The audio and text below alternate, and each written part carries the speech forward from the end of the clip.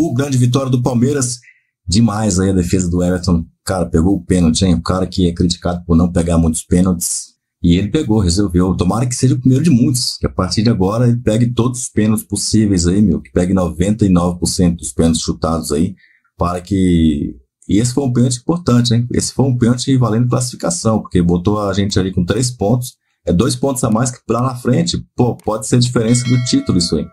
Você viu como é que foi ano passado contra o Botafogo? Que a gente chegou 70-70, cabeça a cabeça no Allianz Parque ali, com o Palmeiras liderando ali por critério de desempate. Ou seja, isso aí daqui a pouco pode significar uma situação muito favorável para o maior do Brasil. E o professor Calçade deu aula nos comentários depois da liderança adquirida hoje pelo Palmeiras, adquirida neste domingo pelo Palmeiras, para você que está vindo aí já na segunda, terça, etc e tal. Olha, Calçade deu uma verdadeira aula. Uma verdadeira aula. Eu estava assistindo, eu deixei passar um tempinho para baixar aqui, senão ia começar a xingar aqui um monte de gente. Ia soltar os cachorros aqui para um monte de críticos. Entendedores entenderão. Então eu deixei baixar a poeira e fiquei assistindo ali o linha de passe. E o Calçade, o Jean Oddi foi bem, falou bem. O professor Unzelt falou bem também. O Abel Neto brilhantemente conduziu ali o programa. Esse trecho do Palmeiras aí que eu estava acompanhando e tudo mais. É só o Zupac ali que, sinceramente, acho que poderiam ali, mas enfim, vou ficar quieto na minha aqui. Agora, o detalhe é o seguinte, Calçade deu uma aula, ao vivo. Vamos ver o que ele falou do Palmeiras agora. Conversava agora há pouco, em off, né, Calçade? Aqueles corneteiros que estavam pedindo fora Abel, como será que estão agora? Boa noite, Calçade. Olá, Abel, companheiros, para você que nos assiste também, essa crise de ansiedade toma conta de todos, né? E na imprensa esportiva parece que ela triplica, às vezes. Porque o Abel já estava simplesmente, assim, chutaram o Abel do Palmeiras, o ciclo tinha acabado, uma série de coisas. Só que você olhava para o time, às vezes tinha 6 ou 7 jogadores diferentes. O que era igual era a camisa e o treinador. Então isso leva um tempo. Cara, acho um mal barato ficar encerrando ciclos, ainda quando se trata de um vitorioso, né? Que é um cara que ganhou todos os títulos possíveis nos últimos anos e a gente não consegue entender e respeitar que às vezes você pode passar um ano para arrumar a casa. Isso é perfeitamente possível no mundo do futebol, em equipes que têm dinheiro para contratar, equipes que não têm grana. Nem sempre só o dinheiro é que vai determinar em que posição você vai chegar no campeonato. Por isso que tem um campeonato. Senão a gente faria uma competição de investimentos, que investiu mais, você já dá o título, falando, isso aqui vai ganhar mesmo. Então, e o futebol seria uma chatice. Então, o Palmeiras já ganhou o campeonato? Não. Apenas que o Palmeiras está conseguindo, com o seu treinador, que é muito competente e ganhou vários títulos, e ultimamente tem sido tão competente, né? E chato ao mesmo tempo nas coletivas, ele consegue arrumar a casa, cara. E você tem que dar um tempinho para isso acontecer. Um ano pode ser ruim, o outro ano pode ser muito bom. Este ano está começando no brasileiro, ele dá a impressão de que ele finalmente está conseguindo encontrar um formato, encaixar na equipe alguns jogadores que não tinham um melhor desempenho na temporada passada, como Felipe Anderson, o Giai. Você encontra o Rios dominante no meio de campo, impressionante. O Rios da Colômbia passa a jogar no Palmeiras, né? Porque eu ouvi muita gente dizendo que o Rios não servia também. É a síndrome de Rames Rodrigues. O Felipe Anderson também não servia. Não servia, ninguém servia. Nem o treinador, cara. Então, assim... A gente tem que levar em consideração, desculpe, Calçade, que os adversários também investem, também melhoram, também crescem com o passar dos anos, né? Nunca isso é observado. Sempre é a ótica do meu time, o meu clube, e os outros 19 são babacas que não estão fazendo nada. Você tem investimentos nos outros clubes. Um ano poderia... O ano está... Assim, você olha para o Flamengo, que é sempre... no caso, é um candidato pelo investimento, por ter acertado com o Felipe Luiz, tudo que tem, mas não é fácil para ele. Olha o Fluminense com o Renato Gaúcho. Tudo bem, sofreu um empate hoje, poderia sair líder do campeonato, depois de uma crise com troca de treinador. Então o futebol, cara, principalmente o futebol brasileiro, a gente precisa ter um pouquinho de calma. Calma, não precisa ser essa loucura toda. E vamos debater aqui muito isso nessa hora e meia que temos aqui no Linha de Passe, mas, gente, calma. Não precisa ser essa loucura toda. É isso, eu falei que o Palmeiras é é o líder, porque é sempre bom lembrar que o Fluminense empatou, estava ganhando do Vitória. Vamos falar também desse jogo aqui no nosso Linha de Passe. E ontem o Flamengo também no empate com o Vasco por 1-1. Jean Oddi, boa noite, tudo bem? Boa noite, Abel, boa noite a todos. A gente falou depois do jogo contra o Internacional que tinha sido uma vitória gigante, enorme do Palmeiras, até porque era um jogo aquele que poucos times conseguiriam vencer o Internacional jogando em Porto Alegre. Talvez essa segunda parte não se aplique ao Fortaleza nesse momento, pela fase que vive o Fortaleza, mas acho que é outra vitória gigante. É outro resultado que não vai ser fácil, acho que para nenhum time conseguir, por mais que o Fortaleza não viva um bom momento, acho que é outro, né? Vamos falar agora do fim do ciclo do Vojvoda, não faria sentido. Fortaleza tem um bom elenco, Fortaleza tem um bom treinador, hoje teve a chance de empatar no finalzinho e o Everton acaba pegando o pênalti, então eu acho que o Fortaleza vai sair dessa e por isso é outra vitória muito grande do Palmeiras, né? Que se junta a vitória do Internacional e o Corinthians. Com uma tabela feita assim no capricho. Pois é, Porto Alegre e Fortaleza, 2 jogos fora de casa, na sequência. Quase que a maior viagem que você pode fazer. Não, o que tem de pior aí? E depois tem La Paz. La Paz, assim. Pra terminar, no meio da semana em La Paz.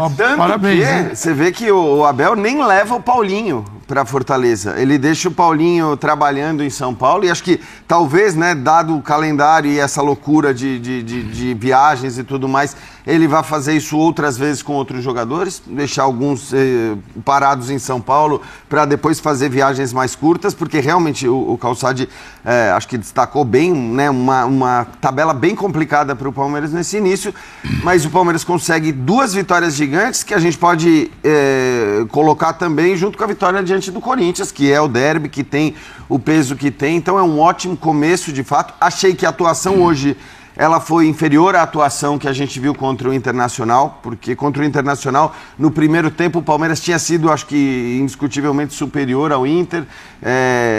E hoje, ok, as principais chances no primeiro tempo foram do Palmeiras, né? Uma com o Estevão, a outra com o Facundo. Mas não é que o Palmeiras tenha jogado da maneira que jogou contra o Inter, tendo até o volume que ele teve contra o Internacional. Achei que foi um jogo abaixo em relação ao último. Mas, gente, isso vai ser normal. Ainda que tenha jogado melhor do que o Fortaleza.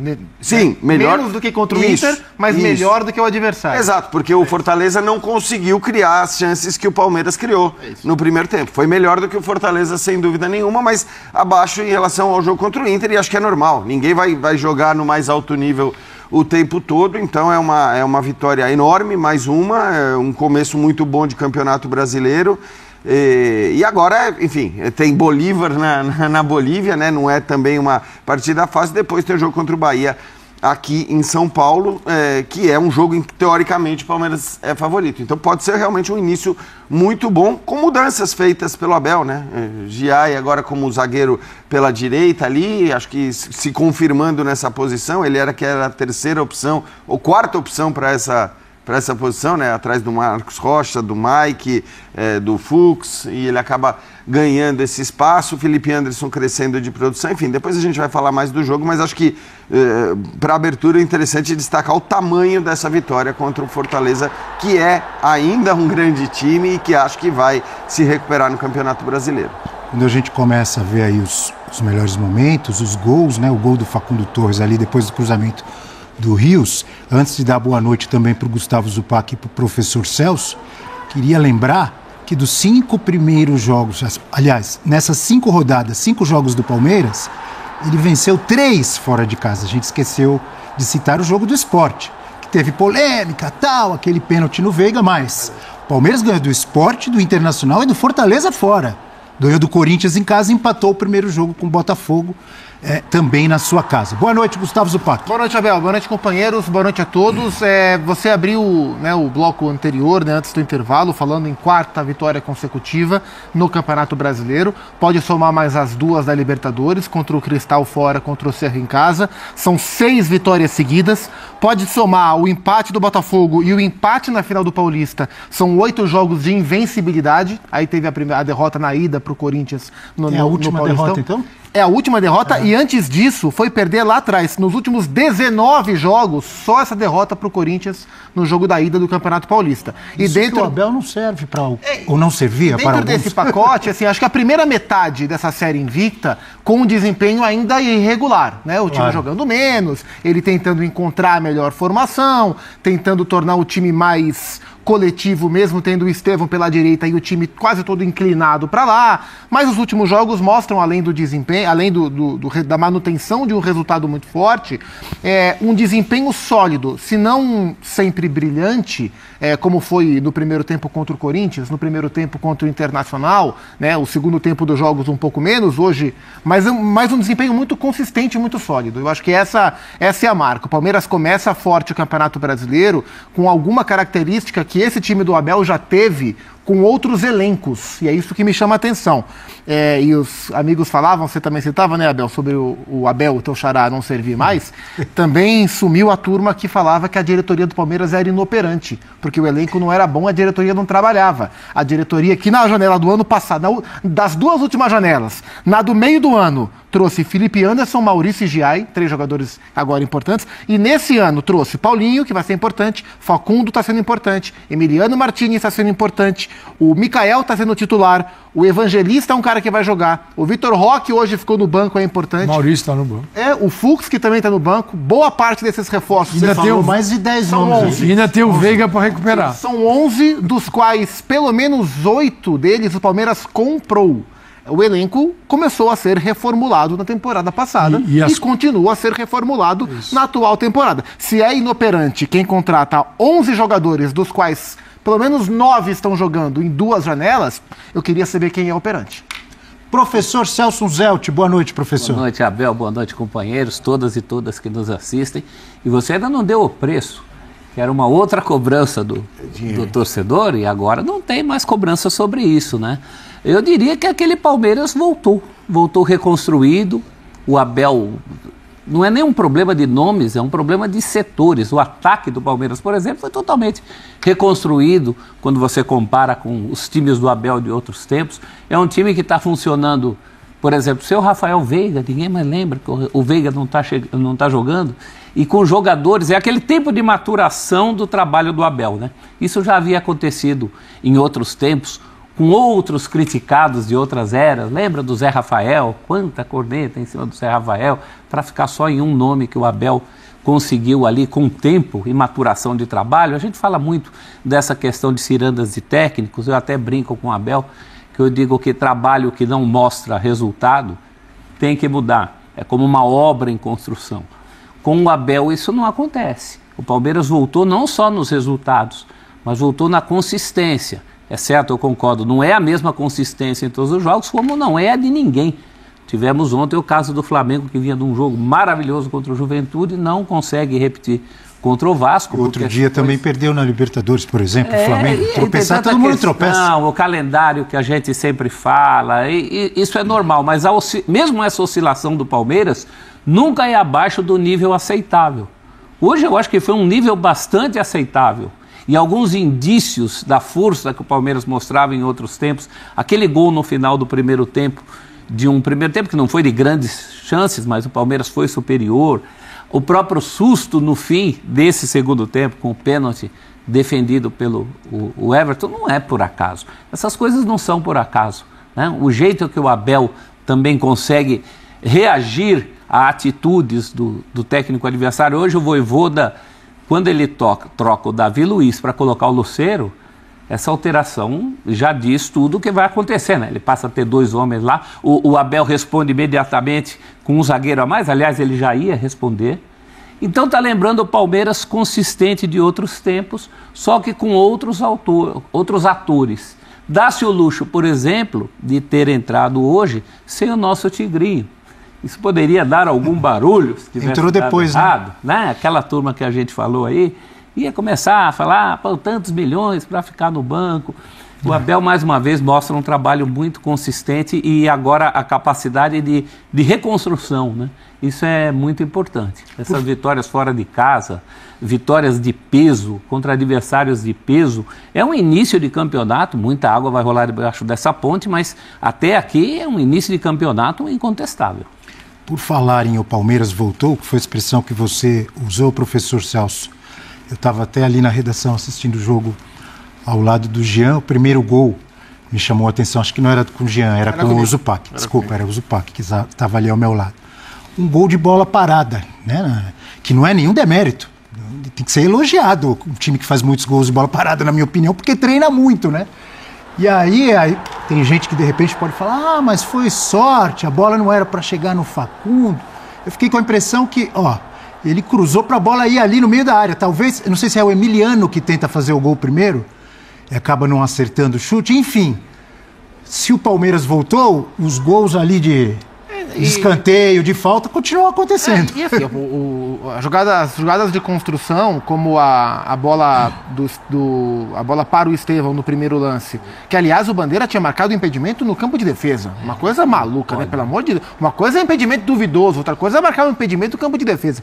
Mas essa bola poderia ter entrado, o Kusevich tirou em cima da linha, depois uma jogada muito boa do Giai, que estava alto ali, né? Roubou a bola perto da meia-lua e serviu muito bem o Facundo, que quase marcou. Então, e o Davi Luiz salvou também, bem similar ao gol do Giai, ao lance do Kusevich, aliás. Poderia ter saído antes o gol, né? E o curioso é que a cobrança de falta vem da esquerda e o gol é do Facundo, e a chance anterior também foi do Facundo, mas no primeiro tempo, onde o lado esquerdo do Palmeiras quase não jogou. O Palmeiras teve no primeiro tempo os seus melhores instantes quando o Estevão vinha do meio para a direita para encontrar o Felipe Anderson com o apoio do Rios, né? Quando esses três se encontravam, por ali o Palmeiras conseguia fazer superioridade e travar o jogo do Fortaleza e por ali desenvolver. Pela esquerda, o Palmeiras jogou pouco no primeiro tempo, o Pequerez passou pouco, o Facundo está sempre vindo um pouco mais para dentro também, mas o primeiro gol saiu por lá. E aí, no segundo tempo, o Fortaleza, que é um time que tem ficado desconfortável quando ele tem que ter a bola. Fortaleza do Vojvoda se transformou. Antes era um time camaleônico, mas da última temporada para cá é um time que joga de maneira reativa, com pouca posse, se não é o que menos tem, é o que segundo menos tem durante todo o campeonato.